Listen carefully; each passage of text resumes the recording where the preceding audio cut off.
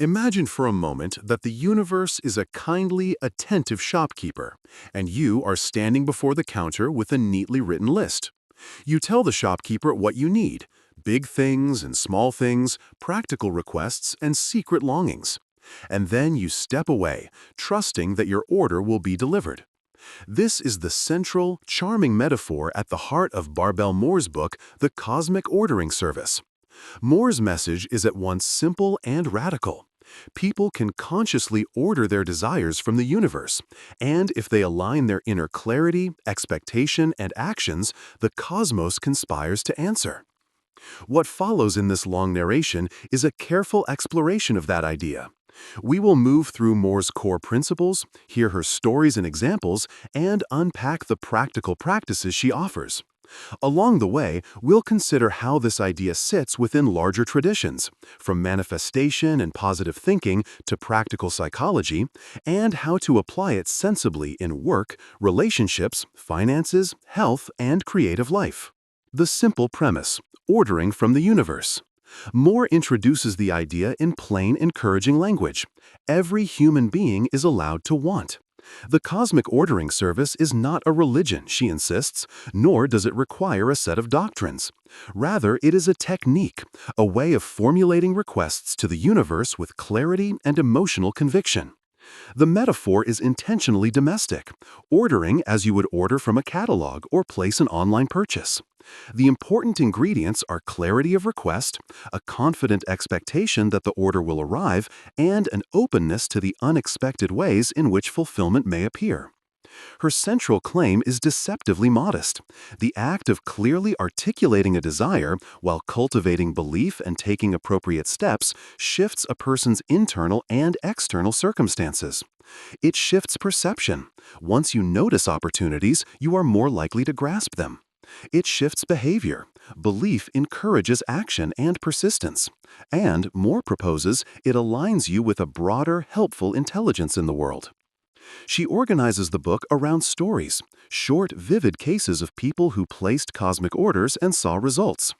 These accounts range from small, humorous wishes, a missing house key turning up in an unlikely place, to life-changing requests, career breakthroughs, healed relationships, or financial relief. Her style is personal and anecdotal. She uses these stories to show that cosmic ordering appears not as an esoteric miracle reserved for gurus, but as an accessible practice used by ordinary people. The mechanics: how cosmic ordering works. Moore breaks down the practice into steps.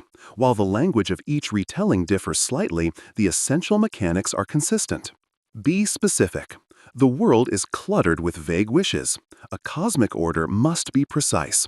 You do not order happiness. You might order a single concrete change that will cultivate happiness. Clearer boundaries, 1 extra hour for a hobby, a meeting with someone who can mentor you. Formulate with clarity and feeling.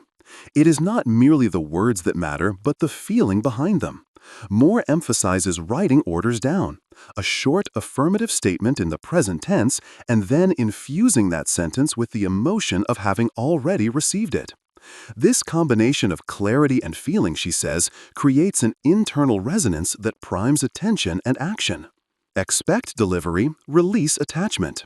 Here, Moore recycles the paradox many spiritual teachers teach. Expect, but do not obsess. Attach the intention firmly, then release the anxious clinging. Obsession narrows perception and produces desperation, which repels opportunities. Calm expectation, on the other hand, keeps you sensitive to signs and willing to act. Take responsible action. Cosmic ordering is not passive. Moore repeatedly insists that placing an order does not absolve you of responsibility. The universe may deliver an unexpected avenue. You still must walk through the doors that open. Be open to surprise. Answers rarely look exactly like the mental picture you formed. They often come via detours, coincidences, or people you didn't expect. If you insist the universe deliver in precisely one form, you may miss the creative ways help arrive. Practice gratitude. Gratitude is the emotional signature of students who succeed with ordering. Expressing thanks before, during, and after delivery reinforces the positive cycle and refines expectation. These steps form the core ritual. Formulate, feel, expect, act, open, and thank. Mohr supplies variations for different temperaments. Vocal declarations for those who like ritual, handwritten notes for the introspective, and visualization exercises for imaginative people. Stories. The proof is in practice. The book's narrative power rests on case studies. Mohr tells of a single mother whose cosmic order for a job matching her talents arrived via a chance conversation at a laundromat. She recalls an elderly woman who asked for a taste of adolescence again and who found herself unexpectedly invited to volunteer with teenagers, revitalizing a dormant joy. She recounts financial small miracles, last-minute clients appearing at exactly the right moment, as well as reconciliations in families where communication had long stalled. What is common across these stories is not that desire instantly becomes reality like magic, but that the practitioners change, in hopefulness, in readiness, and in daring, and thus become active participants in the unfolding answer. The cosmic order is a catalyst, not an automation.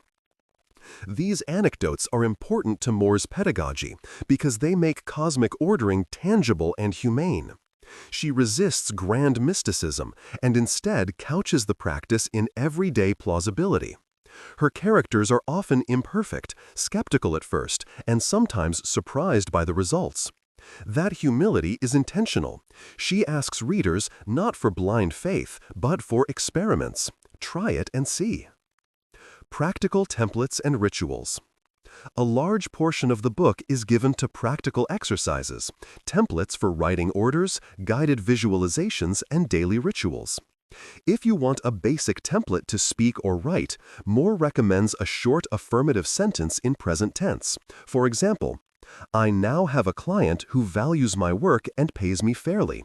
Or, I joyfully find a way to spend 1 hour every day in creative play. She advises repeating the order every morning and evening, combining it with a brief visualization, seeing the result in sensory-rich detail, feeling the relief, the joy, the practical specifics. She suggests anchoring the ritual to an everyday act, like making tea, so that it becomes consistent and unobtrusive.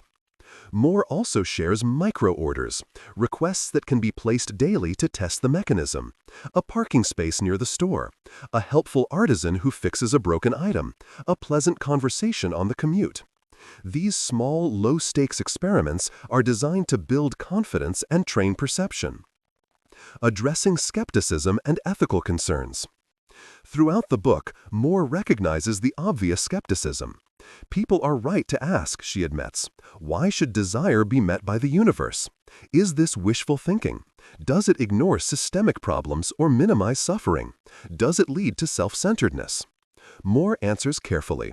First, she rejects any notion that cosmic ordering is a method to bypass effort, structural justice, or moral responsibility. She insists that ordering is a complement to action, never a substitute. When systemic injustice or oppression is the issue, Mohr says, ordering must be combined with collective action, policy change, and moral work. Second, she addresses the risk of selfishness by urging ethical intention. Orders should not be coercive, make X fall in love with me, but oriented toward mutual benefit and alignment. She insists on respecting the free will of others, ordering for a better relationship in the sense of help me be a better partner, rather than make them change. That subtle distinction aligns cosmic ordering with compassionate intent rather than manipulative desire. Third, she tackles blame the victim criticisms. If a person orders and the outcome does not come, does that mean they failed? Mohr resists this judgment. Not all orders come. Sometimes external realities block fulfillment. She frames the practice as an empowerment tool, not a judgmental test. If an order fails, it is an opportunity to refine clarity, examine hidden assumptions, or take different actions, not a moral indictment. Be part of our journey. If you find our content valuable and inspiring, don't forget to subscribe to the channel and turn on the notification bell to stay updated with our latest videos. Your support motivates us to keep going and bring you the best content, so don't forget to leave a like and share the video with those who might benefit.